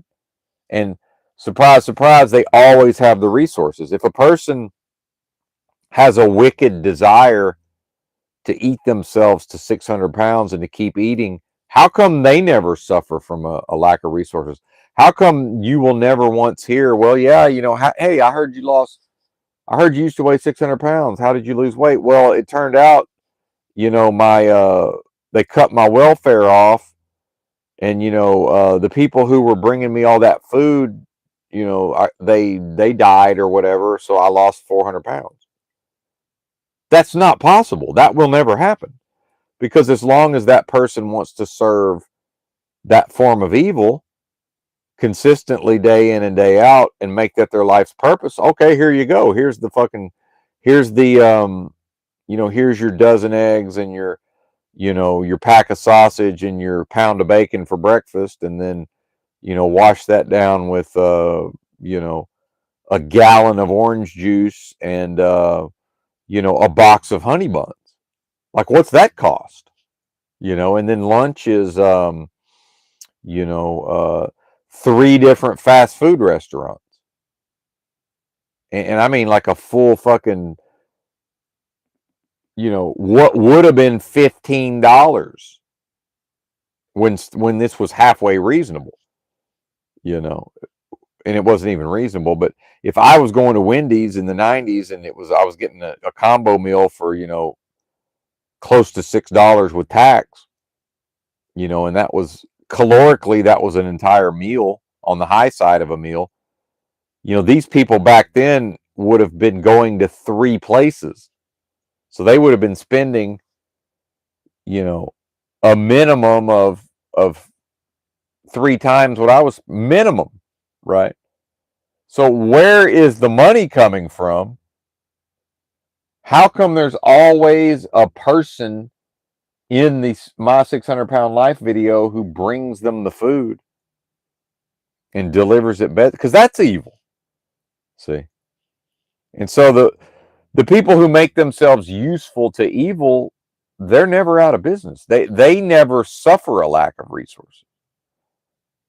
See, now the ones who've defrauded Social Security and food stamps, yes, some of them are going to prison, right? Most of them ain't, because most of them diverted funds from the evil, wicked system of things and diverted it into evil doing. And Moloch is well pleased, right? And people can have a notion of, oh my God, the taxpayer, the precious taxpayer, right? Your tax dollars at work. It's like, what are you talking about? In some ways, I'm allowing this trucking company to boss me around and bandy me about. And I'm just metaphorically, I'm like the movie Fight Club. I'm waiting outside, to be finally be invited into the prison, right? And I understand it wasn't representative of a prison necessarily in the movie, but my point is, if they are going to put me in federal prison for tax evasion eventually, then Benton's extended or Benton's protracted experience of death in some ways is just waiting around, twiddling my thumbs, waiting for that. And then meanwhile, how is evil served? What demonic spirit is tied up in all of this truck driving activity? It's restlessness. See?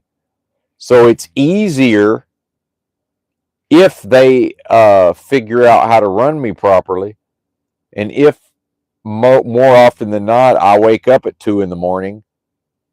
and I can just do an hour to an hour and a half of my morning routine and just start driving, that's what I'll do. But in the past, it hasn't been peace, harmony, and serenity. It's been more that restless demonic spirit. And I saw it in this. I had a conversation when I delivered yesterday at this Tractor Supply store in Connecticut. He was from Florida. Had gotten out of prison last year, I guess. Murdered his roommate in self-defense, but it was legally murder. Did 22 years in Florida, which is, uh, you know, this idea of a white boy going to prison and, becoming Bubba's girlfriend. Nah, this is not that. This is somebody who went into one of the worst, most barbaric, nightmarish prison systems, and it's came out the other end employable. Right. Uh, if the process had made him into a sex worker, he'd probably still be doing sex work. Let's call it what it is. But there's a reason why but why is he busting his ass at the Tractor Supply store? It's because the demonic oppression he's under has got him in a state of fear, and it's driving him forth based on restlessness. I could see it in him. He couldn't sit still. He's describing to me all of the things he does. Now he's sort of martyring himself in the process, but he's describing all of the things he's doing, and even he says, the people here, and I brought it up, the sort of the Southerners being raised in a very specific way. Yes, sir, no, sir. Yes, ma'am, no, ma'am. And I said, yeah, and it's important to realize that these other people, and I don't mean people in Connecticut, just even the younger folks in the South, they don't understand any of this.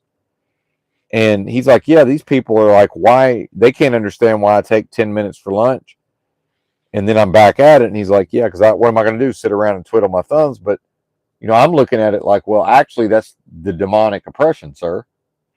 That's because the demons in you, or in him rather, they're not going to allow him to have a moment's rest. So meanwhile, when we look at the spiritual warfare and the spiritual attacks, the spirit of what I am is having a restful morning while having gone through day after day after day after day of being driven forward restlessly, right, in an external sort of artificially induced restlessness. And then if I begin to identify with that and internalize that restlessness, that becomes demonic. In fact, that would invite in a demonic spirit. So in a way, now this will sound like a cope and a rationalization and a justification, and that's fine, but when I talk about first the warrior places themselves beyond the possibility of defeat, at a certain point, in order to not spiritually be defeated, and remember, what I am will only ever know spiritual victory and other victories. What I am has no choice but to tell this guy, well, actually, I'm not doing a damn thing today, and if you don't like it, you can come drive this truck. But meanwhile, sir, I'd prefer not to have to threaten to quit every other day. Can we just skip the part where can you just accept that I'll quit this? I'll walk away from this truck anytime it suits my fancy. I'll just grab whatever is in here that I feel like I'm willing to carry and walk the fuck out of here anytime I need to. Or I'll strategically drive it somewhere and then walk away from it. Now, probably and I know that I'm the type of person who will bring your shit back to Chicago, and that's gonna be best for your pocketbook, and it's going to be best for my permanent truck driving record to not have an abandonment on my record. So, but it's not strictly necessary because it's white boy day, meaning this guy is now and this is the point I was trying to make before I went off on however many tangents. This owner of this company is now incentivized to attract, recruit, hire, and retain drivers like me who have clean records for now. Now, the fact is, if I stay here too long, I won't have a clean record. And who does that benefit?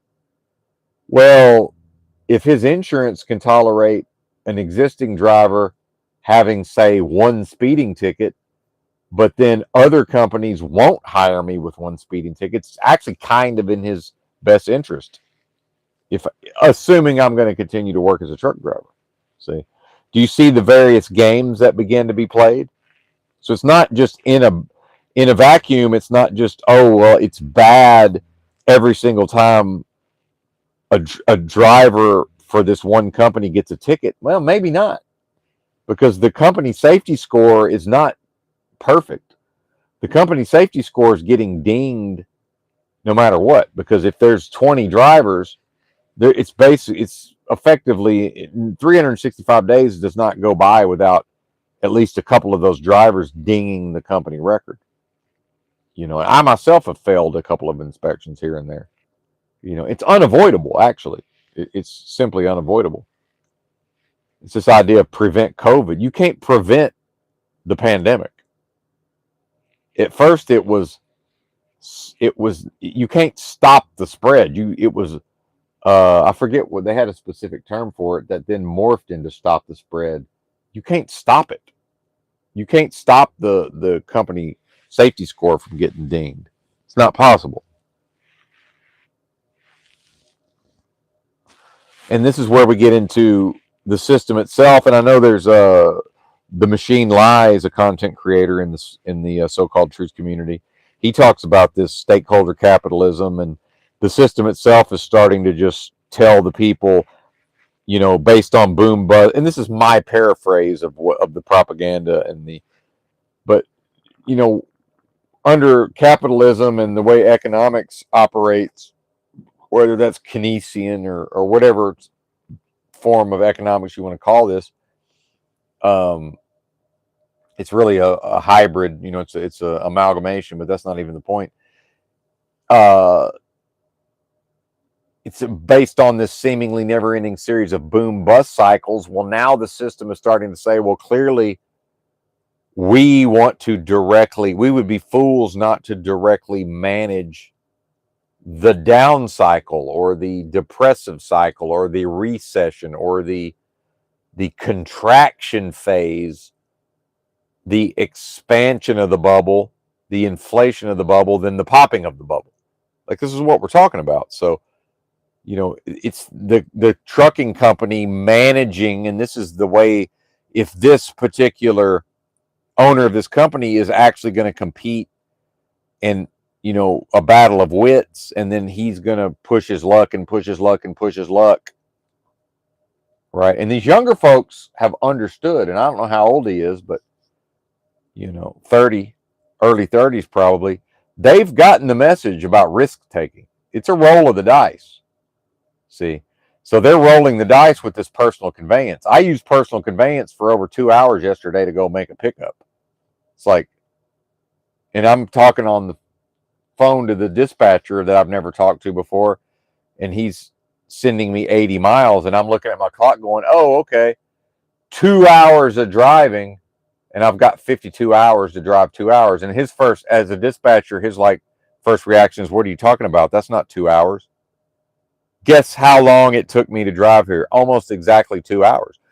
Because to a person in an office, that's 80 miles, and 80 miles ain't 2 hours. Well, sir, this 80 miles is 2 hours. These 80 miles this time of day in these circumstances is absolutely 2 hours. And that's if nobody wrecks. It's two motherfucking hours, Jack. How you going to tell me what it is, buddy? And when I'm going to make a note. When I talk to Monty, now I'm giving people's names. When I talk to the owner of the trucking company, don't dox yourself, sir. Don't dox your company. I'm going to mention that 80 miles equals 2 hours. And I don't need dispatchers telling me it's not 2 hours. Dispatch tells me it's not 2 hours. It's 2 hours. And same thing with Sun Transportation Systems. When I let them talk me into driving across Memphis in a monsoon, and and I had and they weren't using PC to pick up loads. So I'm like, look, I got to do all this and get parked. And they're trying to say, because it's a certain amount of miles, oh, it's 30 minutes. I said, that's an hour. And from the time I started my clock driving to the time I pulled into the shipper, it was 1:00. And I took a picture of it. And because I'm not a rub somebody's face in it type of fella, unless I am, I didn't bother to send them the screenshot. Now, I think I told them next time I talked to them, like, hey, you remember our conversation the other day? It was exactly an hour. So when I say it's 2 hours, it's 2 motherfucking hours. So that's part of what we're going to talk about if he calls me this morning, because he's got to call me if he thinks he's got a shot at this freight getting picked up.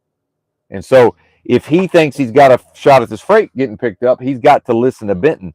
And he don't want to listen to Benton because nobody wants to listen to Benton except you fine folks. And what's wrong with y'all, by the way? What the fuck is wrong with you people? And, I'm joking. Joking, not joking, right? Bitten on bit. But, they don't, and this is, again, it's a different context. So, well, Benton, you're comparing apples to oranges. Fair enough. It's a different context. So when I say nobody wants to listen to Benton, that's not true. In a certain context, many people want to listen to Benton. See, so now I'm sort of gaslighting myself in a way, but in the context of making money and a certain amount of revenue to the truck every week and every month and every day, if this guy thinks he's going to get his way today, now he has to hear me out on some level. And that's the last thing he wants to do. He certainly knew. I'll give him this. He knew better than to call me last night. Because what I told the dispatchers was, I ain't doing that. And please understand me. This ain't personal. I don't give a flying fuck what you think about that. Don't care. And please understand this ain't personal, and I'm not mad at anybody. This is how I express myself. Please understand. This is just how people talk where I'm from. Meanwhile, I'm pretty sure the boss is going to hear about it. So tell him if he don't like it, he's free to give me a call. Right. And I'm sure that's what they told him. Now he's smart enough to realize that if Benton wakes up loaded and nobody tells him any different, I'll just start fucking driving if I want to. So he texted me, hey, don't leave until I talk to you in the morning. Okay, fair enough. It's his truck. It's his trucking company. If I wanted to have a truck and a trucking company, I would have a truck and a trucking company. I don't want a truck or a trucking company, so I don't have those things. Believe me, it was very much would be possible if I wanted to do those things. Very quickly, I could start that ball rolling. Not interested, but certainly capable in certain regards. But he's intelligent enough. There's no point in it. He's just going to get an ear beating, not get his way, right?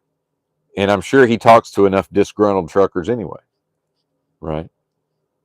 And so now I'm on his time, whatever time he comes online and calls old man Benton, so that's on the list. Hey, man, I don't really appreciate when I tell your dispatcher it's 2 hours to the pickup. Why am I immediately told no, it's not?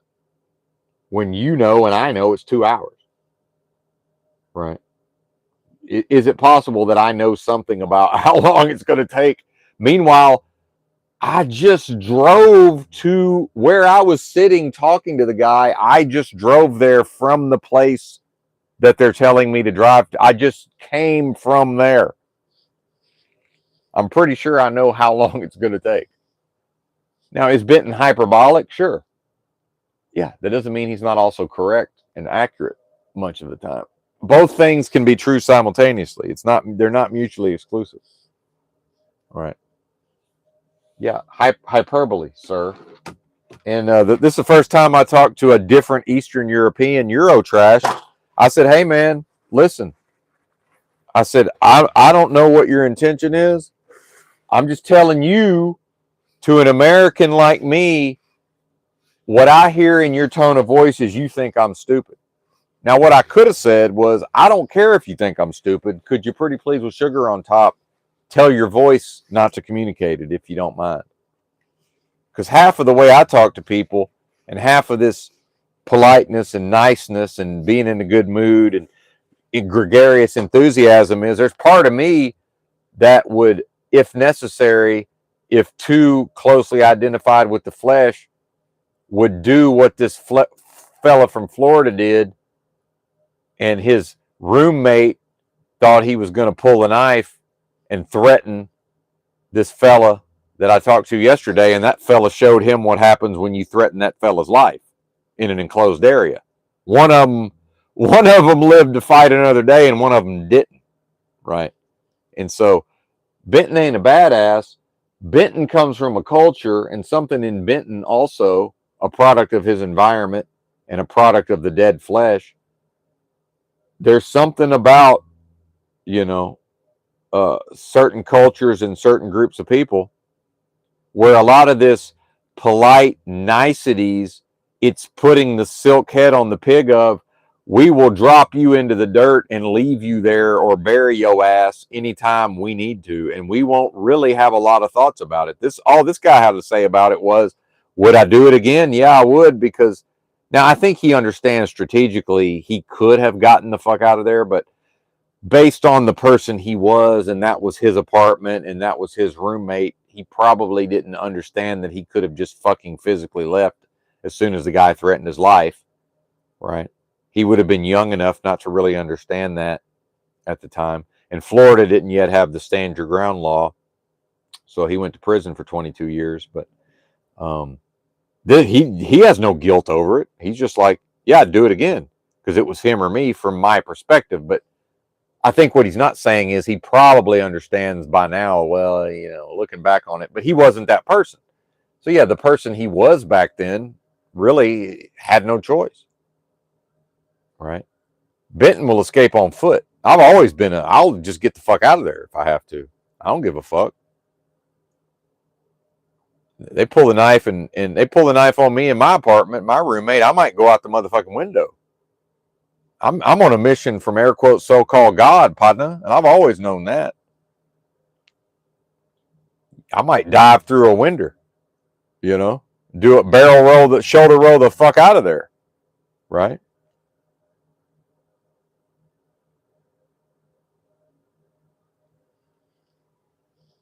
And certainly spiritually, to take a so-called life, that's not going to happen. That's not part of the process. But I'm saying that's the enthusiastic Southern culture versus these sort of stone-faced, deadpan Eastern Europeans. It's like, yeah, which one is the actual killer in 2025? Is it the guy I'm talking to on the phone with the Eastern European accent and the dead manner, right? And the dead affect and the condescension in his voice, in his tone of voice, because he thinks he's in charge, and he's whoever is in charge of him probably talks to him in that dismissive way, right? Like he's a piece of garbage. It's like, buddy, I'm probably going to do as you tell me to do. I'm not going to do it as you tell me to do it in that tone of voice. Now, some will say, what's the big deal? Well, the big deal is it's the whole reason I put on the enthusiasm and the, hey, man, how are you? And all of this. I don't ever get that from the Eastern Europeans. Now, I will get a little bit of that from the owner when he needs to try to get something out of me. And fair enough. I've said it before, I'll say it again. Anybody can have manners and be polite. Even if other times they're ugly and they'll tell you to fuck off. Anybody can be polite and have manners. Anybody. At any time. That's always within the bounds of fair play. Some people seem to get confused and think, oh, well, Benton, he's affable and gregarious and somewhat charming and, enthusiastic and comes across. That does not obligate me to treat anybody any specific way beyond that. Those are niceties. Anybody can engage in niceties. If somebody is too fucking stupid to figure out what that is, that's not my problem. And if somebody says, oh, that's phony, oh, could you please direct me to the non-phony motherfuckers? Because these Eastern Europeans, they're not that phony in certain ways. They're too busy engaged in bullshittery and con artistry. These are bullshit artists and con artists. It's like these are actual grifters. We throw the term grift. These are actual grifters. Right. Like, what are you talking about? What do you mean? It's like, yeah, man, sure. I'll probably do whatever you ask of me on some level, but You're not going to be able to talk to me in that tone of voice. And while acknowledging this may not be it may not be his intention to convey that message. Meanwhile, I don't care. I'm on here calling this guy Eurotrash, for fuck's sakes. I don't have anything about my communication or my tone of voice that communicates that I think he's Eurotrash. No, that's in my brain. So why is he talking to me like he thinks I'm stupid? Maybe he doesn't think I'm stupid. Meanwhile, he can't respect me. And on some level, he has to assume I'm stupid because I'm doing this job. What other conclusion could he reasonably come to? Right? Especially when we look at I'm probably the only driver in the company working today. When Christmas rolls around, I will be the only, if I drive on Christmas, I will be the only one working. And, I'm already a little irritated. I like driving on the holidays because nobody's on the road. It's me and nobody. It's great. I love it. Nobody's on the fucking road. Now I'm being deprived of that because I probably would have already hit the road by now since we're loaded. But they want us to get even more loads. What's up, Chucky? Yeah, Turkey Day indeed, sir. I don't know if people are aware, but I was raised without holidays. So Thanksgiving, neither here nor there, uh, from my perspective. And see, when I talk about this improper identification, some of what I'm talking about on here, it's already that. I already feel it in my internality. Is that a word? Internally, I already feel it. It's already a thing. I can already feel that just based on the way I've thought about some of these things, just in the context of this discourse, has already been inappropriate. So to then get back to walking the perfected path that lies within. So when I have this conversation with the owner of the trucking company, I must do that consistent with walking the perfected path that lies within. So yes, I can get my ideas across, but it's to do it in a way that's not harmful or detrimental to my purpose. That's my job. While simultaneously saying, like, for example, as far as I can tell, I'm owed $49.20 from those 82 miles I drove off the clock yesterday. How do we account for that? Like, what? And I'm asking because I don't know. Part of talking to Eastern Europeans is they're such bullshit con artists. Here's what I literally say to them. I'm only asking because I don't know. Meaning, I'm not playing an angle here, sir. I need information. I'm only asking this because I don't know the answer. But how does the company track these miles when, if I use the PC, it doesn't count when it tells me how many miles I've driven in the last 24 hours? So let's pull out the old tablet here. And I have yet to be paid. I have yet to be paid for more than my normal guaranteed base pay, which I don't want more money because that means I don't want to drive more than 3,000 miles. 3,000 is plenty. And I'm averaging 3,000. I'm averaging 3,000 at this point, even with breakdowns and, I fucked up a load I don't know. I think me and the dispatcher fucked up a pickup and I sat for most of a weekend at a certain point. I'm still averaging 3,000 miles, but here, let's add this up. Where's one of my multiple phones? Aha. Create a temporary pin. Why would I do that?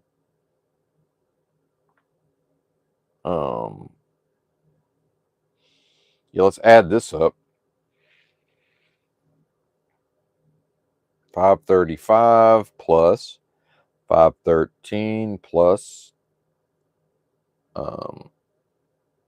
wait a minute. See, now I only have 6 days of mileage.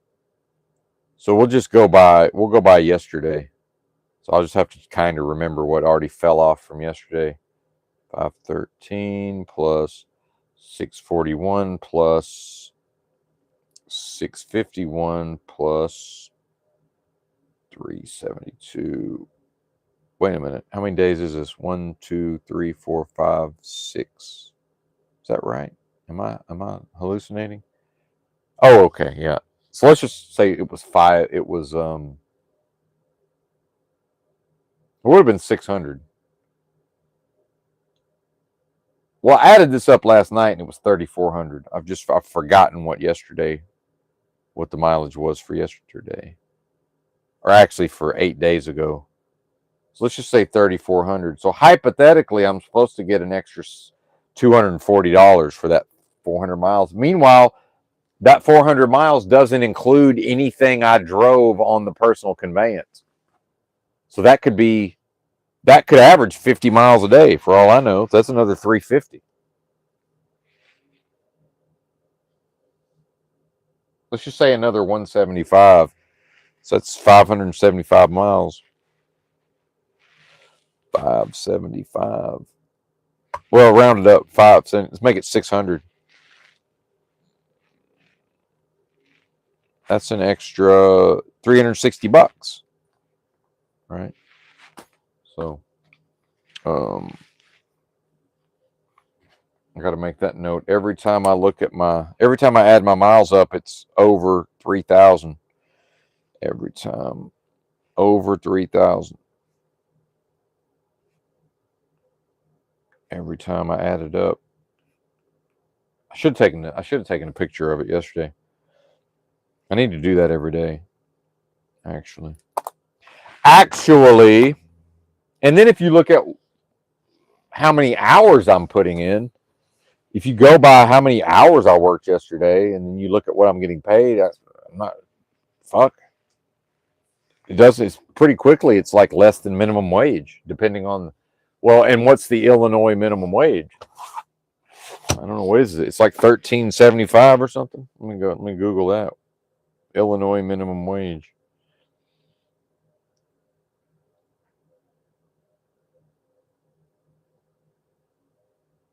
15 an hour. Geez. Um,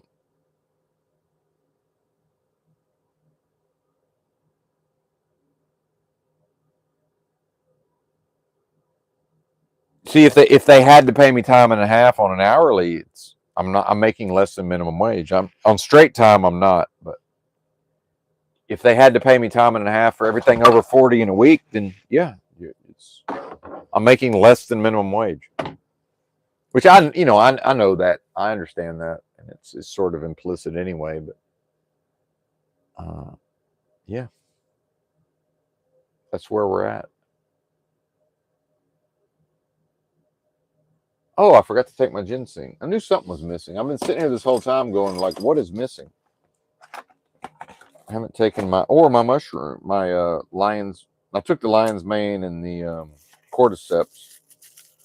Yeah, I failed to take my ginseng. I knew something. I could just been sitting here the whole time like, what? Something's wrong. Something is missing. My red Panax ginseng extractum. Oh yes, wonderful. I could just tell them what is wrong. And we've got some turkey tail, and what else we got? I think that's it. Oh, reishi. Yeah. And the more I learn about this stuff, apparently the reishi powder, the extract powder, is rough on the liver, but not the liquid extract for whatever reason. So we got some liquid here. Throw that down.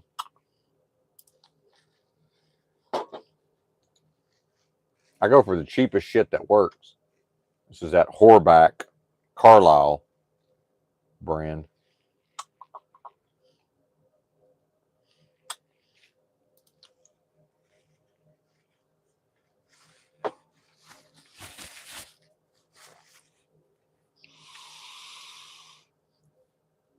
Yes, sir. Yes, sir.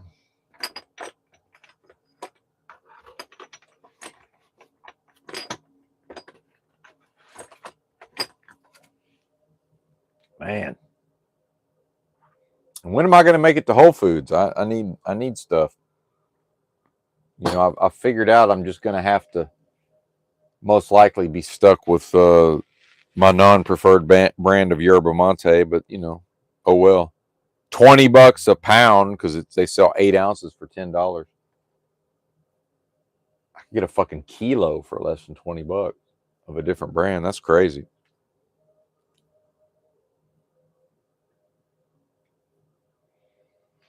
But yeah, I'm fucking burnt. I'm burnt. I think that's probably what I'm gonna tell this guy. Say, I can't give you what I don't have, man. It ain't there. Y'all done used it all up. You're a now departed dispatcher. You let him run me too hard, and what we're gonna find out is, I'll let you run me hard right up until I won't, and we're there, buddy. So if you think pickups are getting made, you probably should have talked to me. Did you talk to the criminal? Right? Did you talk to the criminal? Did you talk to your agent? Your agent in this crime? Right? Are you Kaiser Soze? Am I that Kaiser Soze's agent getting sent around to relay, you know, to carry out business? You didn't tell me what you wanted did. So how am I supposed to do it? Because my job is to drive the truck and to manage the ETAs and to manage the driver. I'm the driver manager.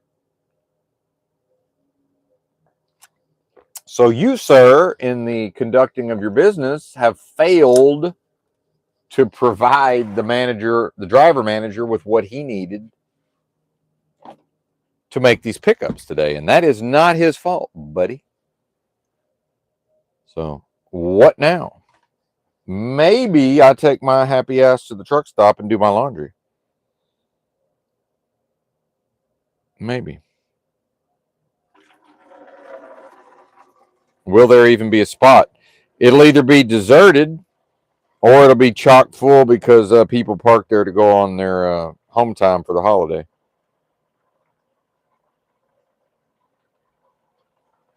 So I'm thinking probably about 90 miles away would be the truck stop that would actually have some parking spots for me and have decent laundry facilities available. And I want to wash my new socks and underwear. I like to wash them before I wear them. Did I mention I bought a scale at Walmart? I weigh 100 with no shoes on, without the fanny pack, but with my other clothing on, 155 pounds.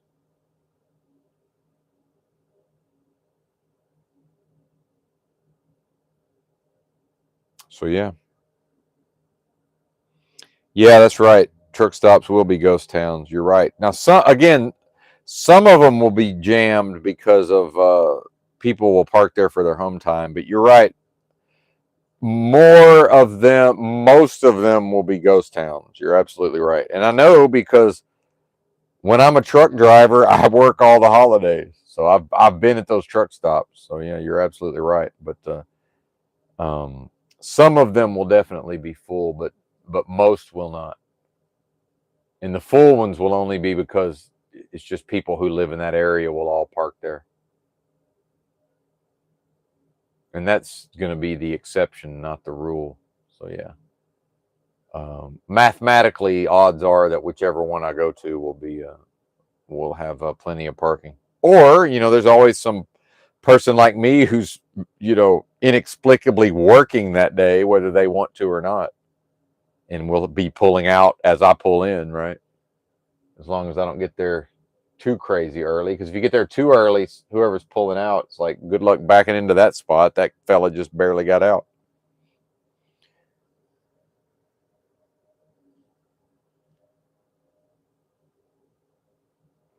Man, oh, I got fruit. I paid incredibly high amounts of money for this fruit yesterday. Yeah, exactly. Small town. Yep. Filled with local drivers. Yep. And sometimes it's a Loves, man. That's the thing is some of those Loves are out in the middle of nowhere. Like in the case of my hometown, Pine Bluff, which is not exactly in the middle of nowhere, but you know what? Actually, my was used to be in my family. My grandfather might have been the one that built it. I'm not exactly sure, but like the one decent sized truck stop in town is now a Loves. Um, Love's bought it, or actually they built a Love's across the street from where it used to be, but it had already, pretty much gone out of business by then. But yeah, you're right. You're absolutely right. So either way, there'll be somewhere for me to put. If I go to the TA is going to have spots no matter what. So except I do know of one smaller TA in this area that probably is small town jam packed, but I'm not going to that one anyway. Millington, something like that. I forget what it's called. It's a fucking nightmare. I used to park there when I was running Dallas to the Northeast, but I would almost always be done for the day by like 2 p.m. So as long as I paid for parking ahead of time, I could almost always park there. But it was still one of those. Well, are we going to get blocked in? I don't know. We'll find out in the morning. Maybe. I'm here. Can I leave? I don't know. Maybe you'll be able to leave, sir. I don't know. See about that tomorrow.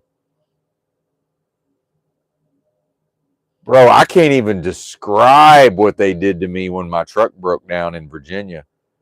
It was off the charts, man. They blocked me in. I had to wake up multiple trucks to get them to move because the tow truck driver, the heavy wrecker, brought me out a new tractor, and the whole time he was hooking up to the old tractor, I had to continuously run out there and stop people from just backing in to block us in again. Meanwhile, none of this was parking spaces, just completely surrounded by rigs. And the tow truck driver, I'm like, hey, man, don't leave yet because if they're going to try to back in. So just me trying to get my tractor back there to hook up to my trailer. Just in the time he drove away, there I looked up and there's some guy trying to back in. I'm like, hey, man, I got to hook up to my trailer and get the fuck out of here. Whatever you do beyond, he was like not wanting to believe me. I'm like, listen, man, I don't give a fuck what you do. I'm telling you, knock it the fuck off until I can get my trailer out of there. Like, what's wrong with you? You see that drop trailer in the middle of all that sea of insanity that you're about to back into? I'm finna hook up to it and pull it out. Oh, okay. Nuts, man. Just insanity. Total insanity. Imagine being undiagnosed fake autistic neurodivergent and dealing with that. It's like, what is this? Barbaric. It's barbaric. Barbarism. What time is it? I still got hours to even talk to this dude. 5:30. It's 4:30. It's 5:30 his time, I think. Wait a minute. Sometimes I forget. I think the tablet stays on Central Time. Is it 6:30 my time? No, 5:30. 5:30 Eastern. Yeah, exactly. You don't have to imagine that. Bulk hungry. Yeah. You ain't got to imagine that. Yeah, I park solely based on am I going to be able to get the fuck out of here in the morning? That's how I choose my spots.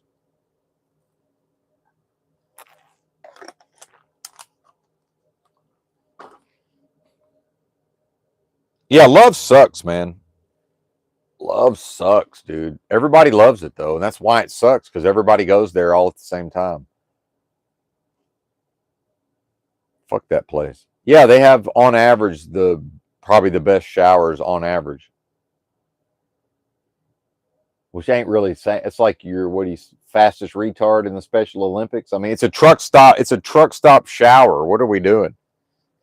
You know, either a person is above showering at a truck stop, or I would argue there's no version of a truck stop shower that they're too good for. I mean, imagine being fancy boy pretentious about what level of trucker shower one will take. It's like, yo, it's a truck stop. It's a shower at a motherfucking truck stop. Like, yeah, we all prefer if it's sparkling and visually clean. Guess what? They're all coated with invisible germs and bacteria and viruses. All of them. And if they could sterilize it 20 seconds before you walked in, it would, by the time you left, every microscopic little surface area would be covered in bacteria, viruses, and germs before you left. That's how that works. You just can't see them. What the fuck?